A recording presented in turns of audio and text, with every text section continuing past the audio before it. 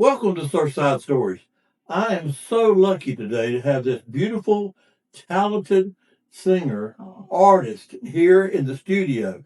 I've been waiting so long to make this one happen. To have Oneida Locklair right here beside me. And you just had a big song that just dropped off after a year on the chart, got a new and authority on the chart. You and Andy are doing so much. Love you guys both. Love seeing you. And you know what my favorite song that you do is. I do. But we're so glad to have you here today. But we know what you're doing now. We know about your new song. Right. We don't know who you were then. Who we were. Who you were then. Yeah. I want to know the first time you ever sang a song. I don't care if it's at church or at school or at home. I'm pretty sure it was at church because my grandmother was the choir director and she played the organ. And so I'm pretty sure that it was at church. It was my first time singing a song. You don't have to remember the song? Well, she tells the story that Okay. we would come home from church and that I would, you know what a hearth is, like where the fireplace is. Yes. And I would sit on the fireplace and go, everlasting.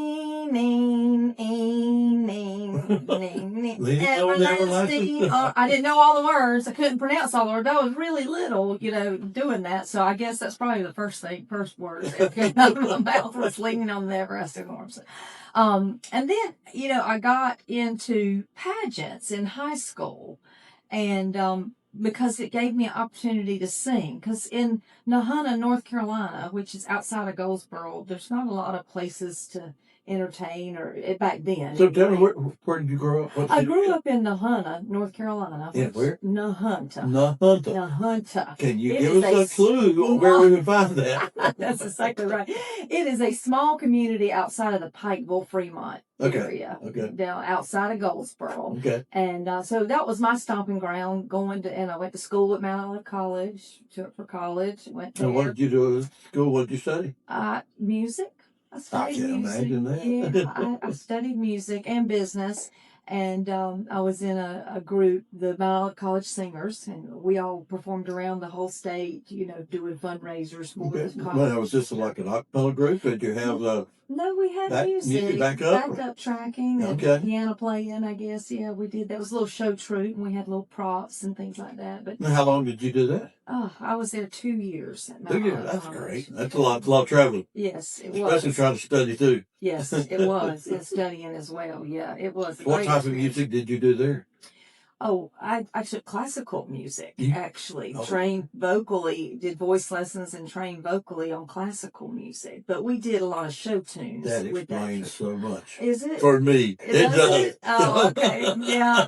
Now I'm getting the picture. You're getting the real picture. Yes. Yes. I had classical vocal training at Mount Olive College. And it really has helped me throughout the whole years to be able to, as much as we sing, to be able to protect the vocals. Oh, yeah. Yeah. And it's, anytime you had a sinus infection last weekend, and it was like, that really affects your vocals. And oh, yes. But while you were in college, before college, high school, do y'all have any type of choir or anything? We did. We had what they call the falconettes and falconers. Okay. Was that high school? What about middle school and high school? No, I was in chorus in middle school, and that's really where I learned to actually sing harmonies. Oh, because I was put in the alto section, yeah. And I guess you just learned how to do it, and then it just kind of came naturally with an ear. I guess, I don't know, but that's where I first. Everybody doesn't have that ear, let me assure you. Oh, okay. Well, I don't know. Maybe it just came naturally, and he put me in that section. I don't know, but this is middle school. That was middle school. Okay. Yeah, doing that in middle school, and then you had to audition for the falconettes, falconers. So I got into that. Falconettes and falconers. Yeah, my mother was actually in the falconettes and falconers. Oh, first. wow. She was to be Acock High School. Oh, wow. Yeah, she was actually in that group. So it's been around a long time, and they recorded. Family tradition. Yeah, I guess so, something like that. But then I started doing high school pageants and the Wayne County Queen of the Fair. I won that. And, I just did those because it just gave me an opportunity to be able to sing live in front of people. Oh, okay. And that's what I did. So when you were doing that, having spent a little time in pageants, how did you pick your songs? What that you were performed with? What was your method, or was just something you thought would perform well, or something just happened to be a favorite? Probably a little bit of both. You try to pick a song that's going to capture an audience. My song for Miss North Carolina was a song from a Broadway show, and it's called Being Alive, and it's from Company, the I Broadway remember show that Company. song, yes. Yes, I did that I song. think I remember you doing that song. Don't tell me that. I think I've got the video. Oh, that would be nice. I don't think I have a video. But and then I was in Miss South Carolina in '92, and my producer, Ray Kennedy, he is a producer. He, after the North Carolina pageant, he hired me to do cruise ships. Ray Kennedy. I know Ray well. Do you know Ray Kennedy? He hired my daughter to do cruise ships. Wait a minute, it's such a small world that we have actually got this much in common. And had to do a podcast to find it. That is insane. Oh, I love that. I've known Ray since early 80s. Well, he gave me my first start. He hired me as a cabaret singer, which would open up 30 minutes of cabaret music before the comedian would come out. And so he would so there was one contract that he hired somebody and they couldn't sing the lead. And I said, I can do it. I'd been on that ship for 10 months already. Which ship were you on? It was called Crown. It was Crown Cruise Lines, Crown Del Mar. Out of West Palm Beach? West Palm Beach. How did I know that? I know. You would have to know that if you know Ray Kennedy, because that's where a lot of them went out of. Amen. But, and he said, well, you'll have to learn how to dance and you'll have to stay another 6 months. I said, okay, just somebody can teach me. I'd never danced before. I'd never taken dance lessons. So it was. But you got the rhythm. It was a challenge. And my really good friend who has passed, Helen Holiday, she taught me everything about dancing and what a box step was. And it really, that to me was probably a pivotal moment for me to gain confidence. And because of Ray Kennedy, so that was a transition. It was a huge transition for me because I was a shy little girl out of the hunt that had never left home. I can't imagine you being shy, but okay. Well, I was. So that completely brought me out of my shell for sure. So how long were you on the ship? About 6 years. Wow. Off and on 6 years. Went to Australia and Spain and just did all kinds of things in my younger 20s. Same ship or did you change ships? Just change ships. Yeah, different ships. Just wherever it happened. Yeah, wherever he was hiring, I was going. Yeah. Oh, that is awesome. Had no clue you were doing. Okay, so here you are. You're out of college by now. Oh, well, way out of college. Well, did you have a time between college and the cruise ships that you performed somewhere? No, Yes or no? Actually, I got married and moved to Nashville, Tennessee. Thought I was going to be a country music star. That didn't work out. That just didn't work out. You're first married and then you get on you get there and you're just working and it's hard to break into that country music business or any kind of music business to start with. So those dreams just kind of went by the wayside and had 2 beautiful kids come from that marriage and things just evolved. And then I met Andy Locklair. Yeah. And back when was this about? This has been back 2013, maybe. Well, now, the story that he tells on the stage about you come walking into is that maybe somewhat exaggerated, a little bit fabricated? You'll have to ask him about that. It's way exaggerated if Andy's telling the story. I can promise you that. We actually was working at a restaurant. Where is this? In Darlington. Okay, so y'all already moved. I met him and moved here. Yeah, I had moved to Hartsville, South Carolina, and was running a business. It didn't work out with my ex-husband, and that didn't work out either. So I started managing a restaurant in Darlington, and it happened to be one of his friends. So that's how I met Andy. And Andy will tell you the story, and this part is actually true. He said, "You don't know this yet, but one day you're going to be my wife." And I'm like, okay, whatever. No, it's not going to happen. Well, here we are, folks. Here we are. Yeah, right here. I am actually married to him now. So the years that were between the cruise ship and meeting Andy, how long was that, and what were you doing in there? Anything? I was not entertaining at all. You were working in the restaurant. I was working in the restaurant and working in business with my ex-husband, and I did a lot of Florence Little Theater productions Oh, okay. over in Florence. The biggest one that I did, because I did it twice, was always Patsy Cline. Okay. Because I'm a big Patsy Cline fan. I did that. And 10 years later, they decided to bring it back. This was in the old theater when they first had the old theater in Florence down there on Cashua.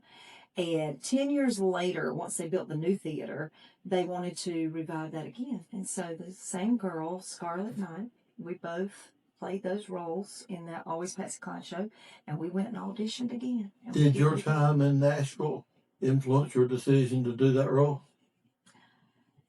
No, actually, my granddaddy was a big Patsy Cline fan, so I used to listen to all his records that he had, the big turntable, and my granddaddy and grandma had that big, huge, looked like a big old huge piece of furniture, like a buffet, and that's where the records and all that were in, so I used to play those all the time and listen to that. Really? Yeah, actually. Oh, Lord. Yeah, so, yeah. No. Well, so who was your other favorite artist during that time? Let's start out. Who were your artists you listened to growing up? Middle school, high school, college. Who did you follow? As far as a singer wise, I was a big Barbra Streisand fan. Amen. That's cool. Oh, Broadway, Barbra Streisand. And as I got into college, then Reba came on the scene. Oh, yeah. And Reba and Martina McBride, those were huge influences for me as far as transition into country, but two great singers. Yes. But, it's funny because I just love all kinds of music. And, I do country, but I also do the soulful R&B. So Aretha. Gladys Knight is probably my favorite of all R&B singers. She is my favorite, as you know. Why? She just has such a soulful, smooth voice, and her vocals are just smooth. Well, I agree with you. Yeah. Okay, I'm going to interrupt you here a minute. We're going to come back right where we are, but question for you. Okay. What is beach music? What is beach music? Have I got time to think about that? Yeah, we can come back to it if you want to. No, I can tell you right now. Well, let's go with it. Beach music to me is when I was 7, 8, 9, 10 years old, going to Surf City, North Carolina with my neighbors. They had a place down there, and I spent a lot of summers on the beach. Mm. And we used to listen to the Embers, chairman of the board, the Tams. And to me, beach music brings back a lot of those memories as a child. For me, listening to all that music. And, I even listened to it in college. It was big, when I was in college as well. So I've always loved beach music. Always loved it. Always liked the rhythm, the soulfulness of beach music. Well, you feel it. I can tell that when you sing it. Yeah. You don't just hear the music. You don't just sing it. You feel the music. Oh. Now, if I could shag like the people who shag, that's a goal. I'm gonna have to move down here and take some shag lessons because we used to have a guy on the cruise ship that could shag really good, and he would take me dancing, and he'd just spin me all over that floor, and I would just shag all over the place. I didn't know what I was doing, but I was holding on. That's all I knew. I was just holding on. Well, obviously you had a good leader. He was a great leader because, I didn't really know what I was doing. But I just moved my feet and kept spinning. That's all I did. Okay, so now we're back to that area where you're in between the cruise ship and meeting Andy. When you met Andy, is that when you got back into music, or was it something before that? I had met Andy, and then I left the restaurant, and Andy tells the story. I got to figure out how to get her into singing because he always wanted me to sing with him, but the manager's like, no, you're a manager. You're not a singer. So that's what happened. And so I left, and he said, well, I'm going to do a show called Country and Comedy. He was going to do country music and do his comedy. He said, will you come and do the Patsy Cline? And I said, I'd be glad to. So we did that show, and then he said, well, let's produce a Christmas show. And so we produced a Christmas show, put that on in Hartsville, South Carolina, and so this before you were doing any touring like together? Any duos or anything. That's how that started. And then my daughter and my neighbors started playing matchmaker between me and Andy. It'd be your daughter and who? Your neighbor? My neighbors, yes. Kevin and Melody They Morris. did a good job. They did it. So, They did a good and my daughter was like, "Well, I don't know why you just don't date her. You're over here all the time." So that's how that all started. But yeah, and then we ended up. Greg Rolls, and Andy can tell you this story, how we actually got started down here at Bowie's on the boulevard. Yeah. And at the time, I had talked Andy into buying an RV because my daughter was playing travel softball. And I'm like, well, we can just take the RV, and when it gets too hot, we can sit in there, and it'd be great in between games. And he said, well, okay, if we gig once a month, then that'll pay for the RV. I said, yeah, that's no problem. Let's just do that. And so once a month has turned into 4 nights a week, every weekend. So here you go from once a month, all of a sudden you're doing how much? 4 times a week? 4 nights a week. And you're doing every a lot. Weekend. You're doing a lot of traveling now, right? Yeah. How far do you travel? I know you were one West Coast. We were in Oklahoma. Oklahoma 1 year, and then we went to Portland, Oregon. Okay, that's the one I heard about. Yeah, we went there, the Freemasons, and we got in. So how did you get a gig that big? Well, Andy is a Freemason, and we actually did a show for the Round World Masters Conference here in Myrtle Beach, and we just have done about 3 of their conferences off of that one event. Yeah, so we. They're very fortunate to be able to perform for those people. So we're talking a while ago about all the number types of songs that you do. But tell me, what is beach music? Beach music to me is about, well, it's just everything that the beach is. I mean, it is bringing back memories. I grew up going to the beach staying weeks at a time at Surf City, North Carolina, Topsail. Yeah. So I listened to beach music growing up, and the Tams, Chairman of the Board, the Embers, and I just love the music. I think the horns just give you such a good vibe, and it's the soul music that comes out of beach music that I really like, because I have that very soulful vibe, that I like beach music. So, and it brings back a lot of memories for me here at beach music. You definitely feel what you sing. I do like to feel a song. That's for sure. But okay, now, who was your person that you liked growing up that you would say was your mentor or your pattern that you tried to plan after, other than your professional? Well, I was very much into Broadway and Barbra Streisand, those earlier influences as a high school student, probably those kind of things. And then later going out and working on cruise ships, we did a lot of Broadway shows, and but I've always loved country music. My granddaddy was a big country music fan, and Patsy Cline was one of his all-time favorite. And of course, I fell in love with Patsy Cline as well. So did a show in Florence, South Carolina. Did it actually twice. Did a show called Always Patsy Cline, and performed the lead as Patsy Cline, and that seemed to just stick with me for some reason. People always asked me to do Patsy Cline, and that's actually how me and Andy met. Well, this is where I think your Etta James was. Well, I think that's the one I have told people on the radio. Hey, she does Etta James better than Etta James. I don't know about that. Right? There it goes back to that soulful music. Etta James is a soulful singer, and you can feel everything. There's some songs that, and looking at her life and the things that she experienced in life, you can hear that in her music. Yeah. And that's why I'm drawn to that as well. To artists like that.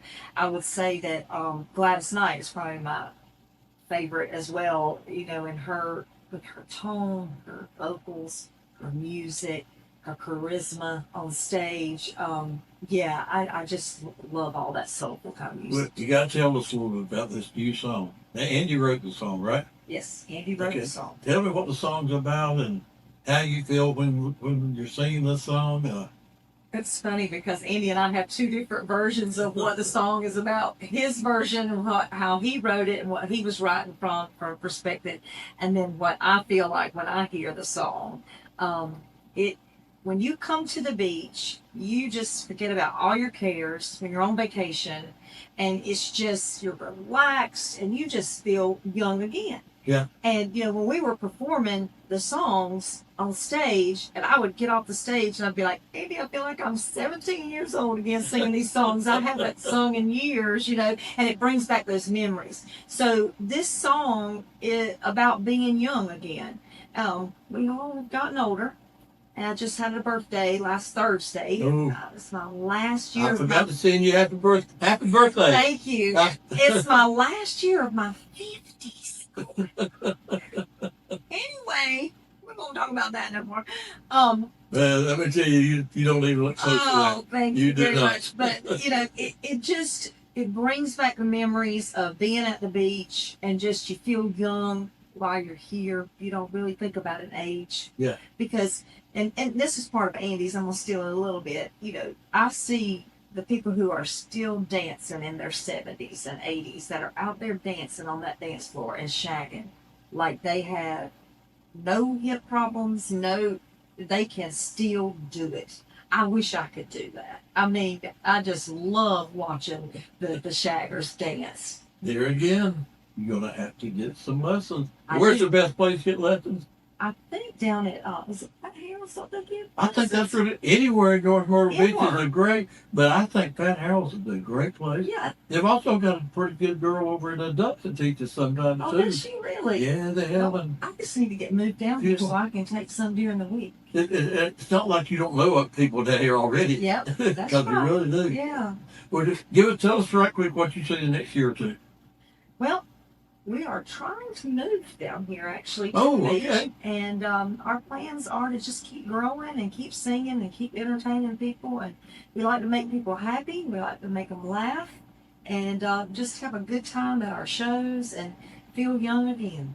And you're at the show. You just forget about anything else and just feel young again. Well, I think that's what I see so many people do. When I see you at Bowie's or up at Castaway Keys or the other places I see you, you're putting a message out there by song. Right. You're making them for a few minutes feel wonderful, feel soft, easy, and lively at the same time. You know where you were and what age range you were when Journey come out with Don't Stop Believing. Oh, and you see the reaction of people and their faces. And the interesting thing is, because that was my era, my genre of music, growing up. Well, then you look at young people that come down here from Virginia Tech and all these sororities and stuff, and they love all the old music. Yeah. Because it's hard as an older person. Okay, how are we going to entertain these young people? But they are all learning all our songs, and they are. It's a lot of fun to watch the young people. It's amazing. Yeah, it is. Well, would you believe our time's almost up already? It has been awesome having you here. I wanted to hear the story. The moment you said you had classical training, I knew then. That's why I fell in love with you that first day I saw you sing over at Bowie's. I love what you do with it. But you don't come across a classical training. Right. You come across normal, natural, but very distinct. You don't miss a note. Well, then comes with a lot of practice. That's wrong. Thanks again for coming out. Thank you, Wayne, for having me. I really appreciate it. You're welcome. Folks, you can go to YouTube, go to Surfside Stories, subscribe, click on it. You can look at the podcast there. We got 47 up there already and got this one coming out soon. Of course, when I'm telling you this, listen, already be out.